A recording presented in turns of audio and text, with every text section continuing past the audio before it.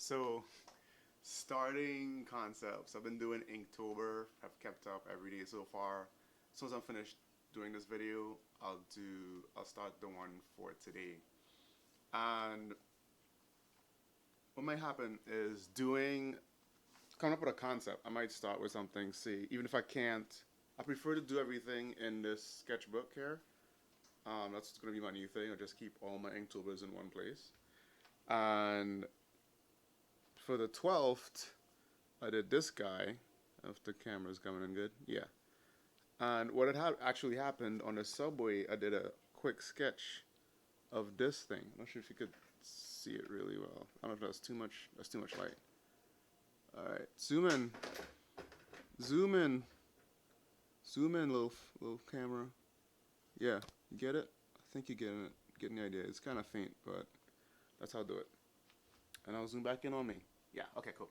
So I'll start with like a smaller, looser sketch, and then I'll put it as reference.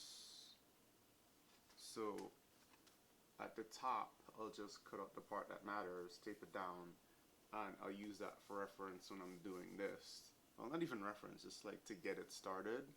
And the main elements, you got the two brain looking things up here, you got the compound eyes, you got the scar across, you got the nasal slits. No real mouth per se. I think I remember I was thinking mandibles, but I didn't really get into it. And then for the actual sketch, I expanded more. Did it in pencil first, get it out, get it sketched out more, expanded upon, and then started going back in and adding more details, indicating shape. So shape would come into how these lines would say, hey, so you could see it's kind of like, it's not just a big curve, it's like a globule. And from here, you get to see comes in and there's a depression, and you have that coming down. And this was more to indicate that's behind. It's not necessarily competing on top of, it's a behind thing. And as you can see down here, you get the curvature of the mandible, so it informs the shape as you go along. And like those details when it comes to something, like they really help.